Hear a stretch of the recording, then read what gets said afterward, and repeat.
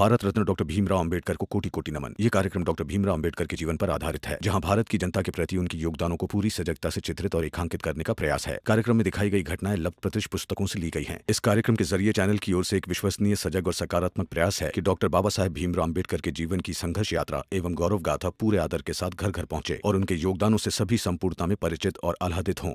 देखो जुकू, तुमने पाप किया है। जिंदगी में खुद तो मेहनत करते हो नहीं, और जो बस राम जी, भाषण मत दो, काहे कि हमरा सुने का मन नहीं है, समझे?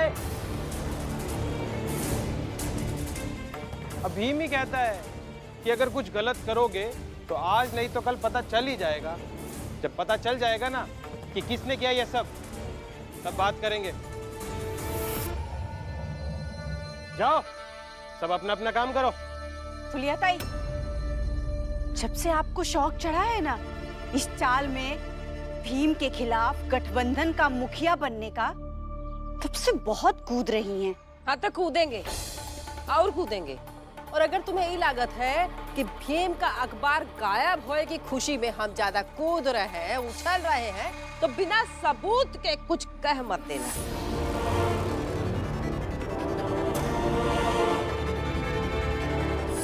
खास तौर पे भीम के समर्थक होके, कहे कि बिना सबूत के न्याय कैसा और फैसला कैसा है कि नहीं भीमराव?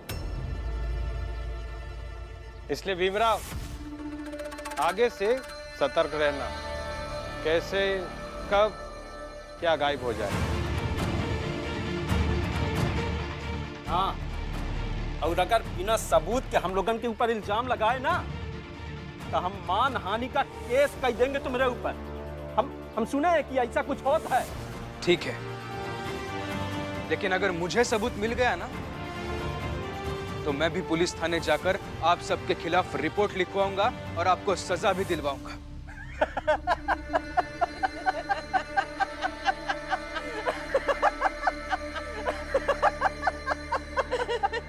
भीमराव, हवा में तीर नहीं छोड़ो, हैं?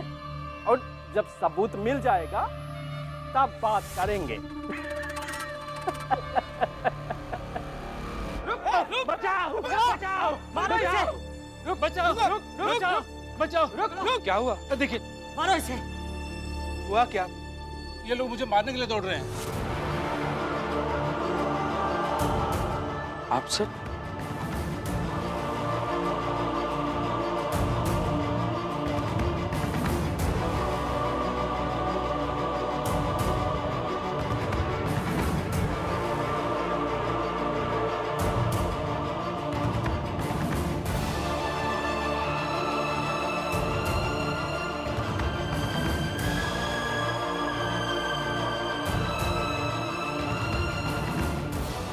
लेकिन हुआ क्या?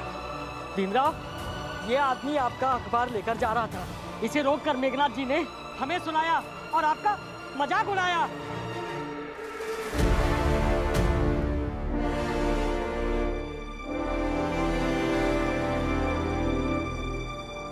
और मेघनाथ जी चले गए, मगर हमें अच्छा नहीं लगा। ये अखबार का बंडल हमें दे दीजिए। जिसने बेचा उसने गलत किया। एक बार खरीद ली तो मेरी संपत्ति। चलो, नहीं दे रहा है। देखो भाऊ, ये हमारे भीमराव अंबेडकर की मेहनत है, इसे रद्दी की तरह नहीं रख सकते। पैसे हम दे देंगे, लौटा दीजिए हमें। नहीं दे सकता। दे दीजिए। दे दीजिए, मैंने कहा ना, दे दीजिए। नहीं दूंगा। नहीं दोगे तो छीन लेंगे, भीमराव की मेहनत है।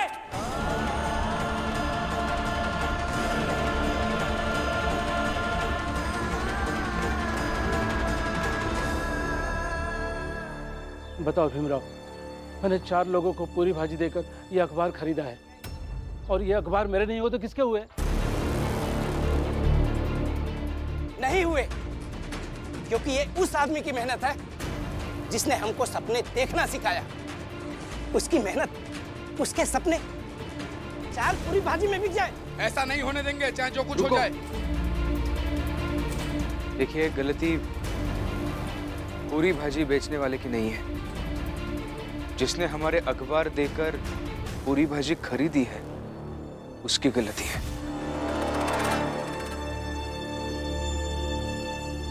मैंने अभी अभी कहा ना, सबूत मिलेगा तो सजा दिलवाऊंगा। तो सजा मिलेगी।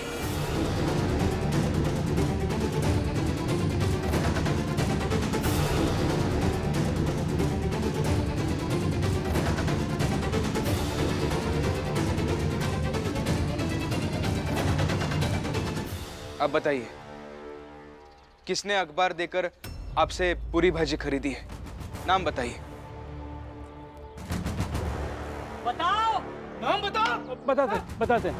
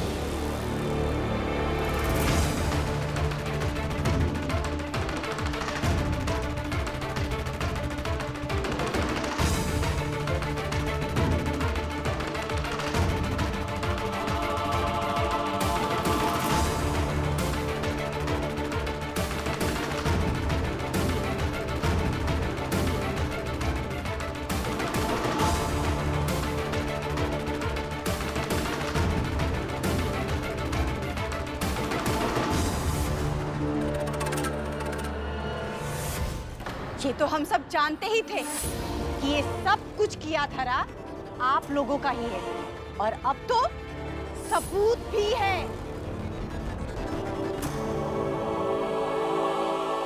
हाँ तो सबूत मिल गवा है तो कहा सबूत के बल पे फांसी पे लटका दोगे? और हाँ, हमने कुछ गलत नहीं किया है। कुछ गलत नहीं किया? अरे ये अंदर दूध नहीं पी रहे थे, कह रहे थे कि मेहनत ऐसे अखबार का बंडल बनकर रख गया है, कुछ अच्छा नहीं लग रहा है। और आप कह रहे कि कुछ गलत नहीं किया। आप सबने बस अखबार ही नहीं बेचे, बल्कि मजाक बनाया इनकी भावनाओं का। रमा, बस अब बात को खींचकर एक अलग दुनिया में मत ले जाओ। हम बस उस रद्दी बन चुके अखबार को बेचकर काम में ले आए हैं। हमने उसे बेचकर पूरी भाजी खरीदी और खाई, समझी?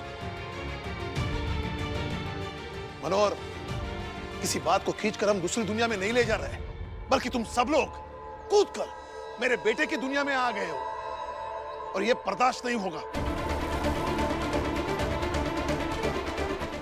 अपने अपने दायरे में रहकर मेरे बेटे का मजाक बनाते रहे, समय समय पर मेरे बेटे को नीचा दिखाते रहे, और आज उसकी दुनिया में आकर, उसके बनाए हुए ऑफिस में आकर उसका सामान चुरा लेते हैं और कहते हैं कि हम बात को खींच रहे हैं।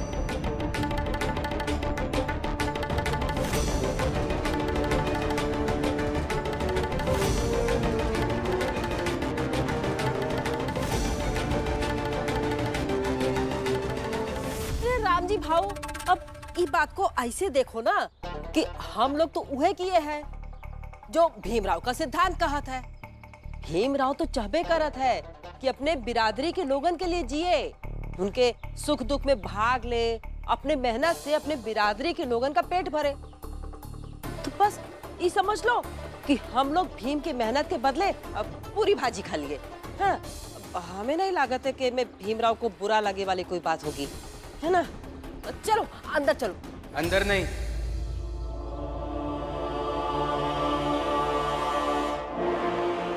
अब आप सब थाने जाएंगे।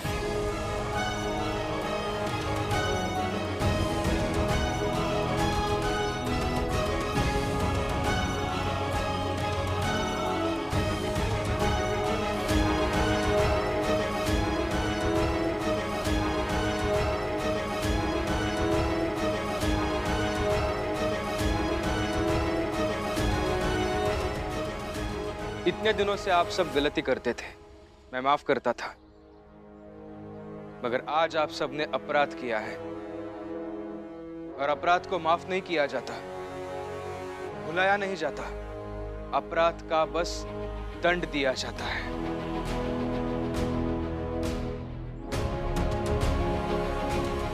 मैं अभी के अभी थाने जाऊंगा, आपके खिलाफ रिपोर्ट लिखवाऊंगा और आपको दंड दिलाऊंगा।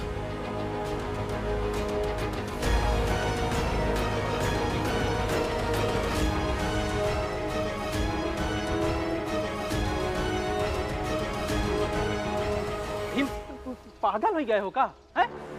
अखबार के कुछ बंडलों के खातिर हम लोगों को जेल में भेज दोगे?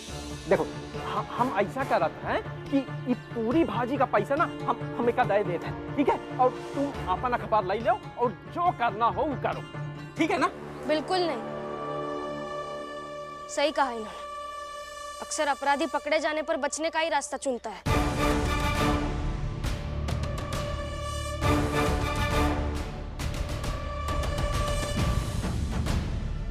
चलिए भीम भैया, रिपोर्ट लिखा कर आते हैं।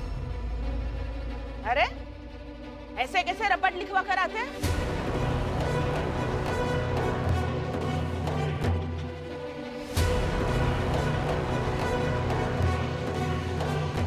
चाल की बात है, चाल में ही रहनी चाहिए।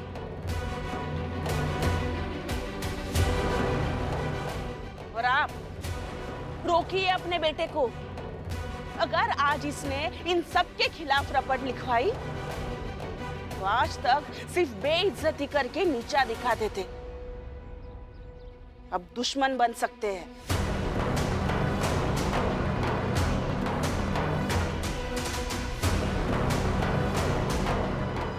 और नहीं तो कहा, और मौका मिला तो हम भीमराव के साथ कुछ कर सका था। चाहे जो कर लीजिए, लेकिन मैं अभी के अभी थाने जाऊंगा, आपके खिलाफ रिपोर्ट लिखवाऊंगा और आपको सजा भी दिलवाऊंगा।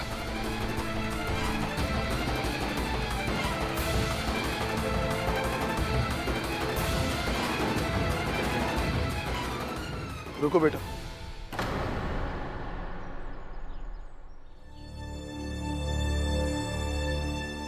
देखो बेटा, मुझे ऐसा लगता है कि रिपोर्ट लिखवाने की कोई आवश्यकता नहीं है। और मुझे ऐसा लगता है कि आवश्यकता है बाबा। इन लोगों ने अगर सिर्फ मेरी मेहनत की चोरी की होती तो शायद मैं इन्हें माफ भी कर देता। इनकी गलती को अपराध नहीं मानता, मगर इन्होंने मेरी, सेठ जी की, शिशुपाल जी की, तीनों के मेहनत की एक साथ चोरी की है। इन्हें सजा तो मिलेगी।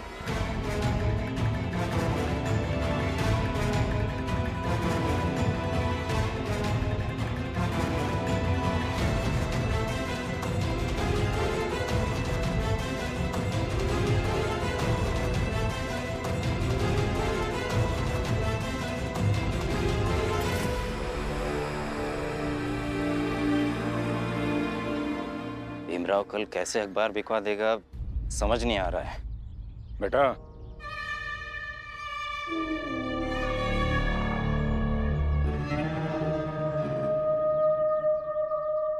समझ में तो बहुत सारी बातें नहीं आती। देखना, मैं आज तक समझ नहीं पाया कि मेरा बेटा शिशुपाल कैसे कैसे ऐसा बन गया।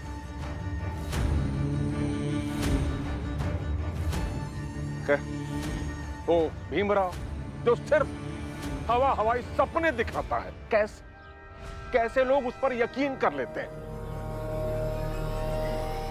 अरे कैसे विश्वास कर लेते हैं हा? कि उस भीमराव ने बोल दिया कि अखबार बेच देगा कल तो बेच देगा।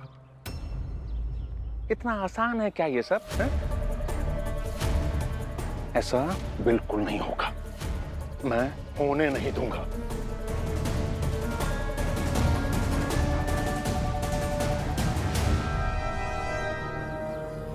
बाबा, इस मोहल्ले में 15 परिवार हैं और हर घर को जोड़ देना तो कम से कम 45 पिता होंगे जिनके बच्चे हैं, और उन 45 पिता में से ऐसा एक भी पिता नहीं होगा जो अपने ही बच्चे की नाकामयाबी पर खुश होता है जैसा आप खुश होते हैं।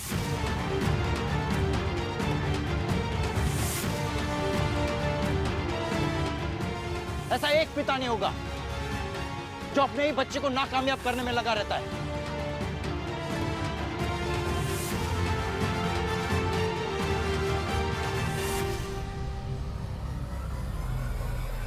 ठीक, कल जब अखबार नहीं बिकेगा ना, तो इस घर में जश्न मनेगा, जश्न।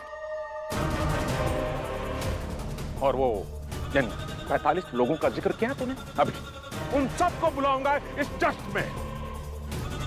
उन्हें बताऊंगा, समझाऊंगा कि जैसे आदमी का हाथ खराब हो जाता ना कभी, तो मजबूरी में खुद को बचाए रखने के लिए वो हाथ को काटकर अलग कर देता है ना, ठीक वैसे ही अपने आप को बचाए रखने के लिए, अपने सम्मान को बनाए रखने के लिए, अपने आप से अपने बेटे को अलग करने में शहादत दी।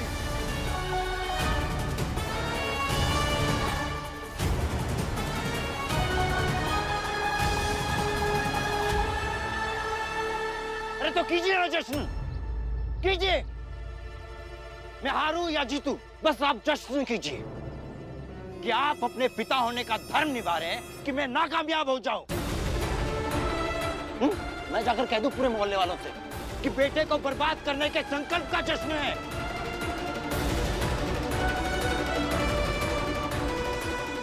बताइए, बताऊं? शांत रहिए, अंदर चलिए। हाँ, ले जा इसे, ले जा यहाँ से। आजकल की बुद्धि काम नहीं करती, ले जा। करती है बाबा, बहुत अच्छे से करती है, और सच कहूं तो अब करने लगी है। समझ आने लगा है मुझे।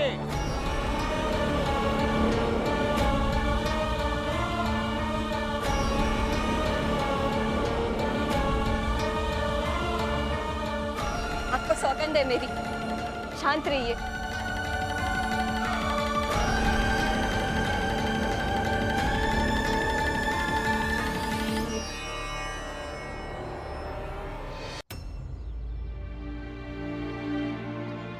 कैसे शांत रह जाऊं?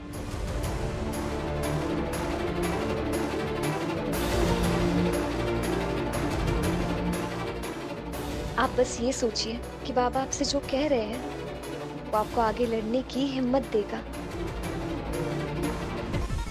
और जहां से ऊर्जा मिले उस स्रोत का सम्मान करना चाहिए। चलिए अंदर, मैंने भी कुछ नहीं खाया, साथ में खाएंगे।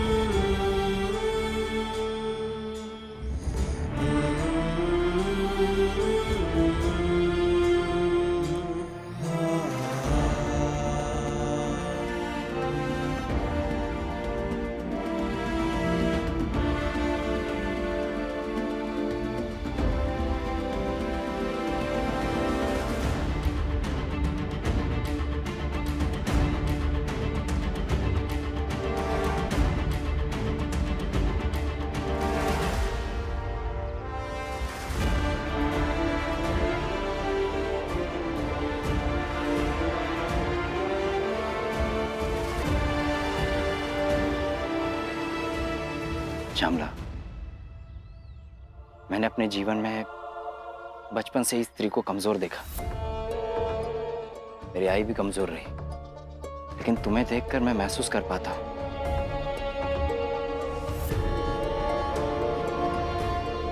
कि स्त्री कमजोरी नहीं, ताकत होती है। ऐसी ताकत जो कभी भीमराव को महानायक बनाने में लगी रहती है, कभी टूटे हुए शिशुपाल को संजोने और संभालने में लग जाती है।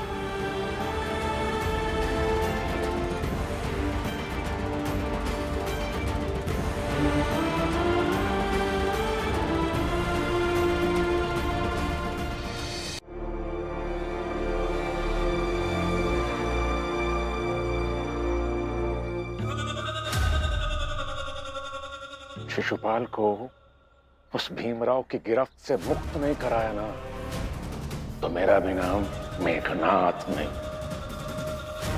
इसे फिर से उसका दुश्मन बनाऊंगा, ये वादा है मेरा अपने आप से। अच्छा हम सब लोग ना मिलके वादा करत हैं कि अगर भीम ही चाहता है कि ओकर रद्दी बेच के हम लोग अपन भूख ना मिटा पाए तो ठीक है, आगे से हम लोग ना ऐसा कुछ नहीं करेंगे, ठीक है? छोड़ दो बेटा, रिपोर्ट लिखवाने की कोई जरूरत नहीं।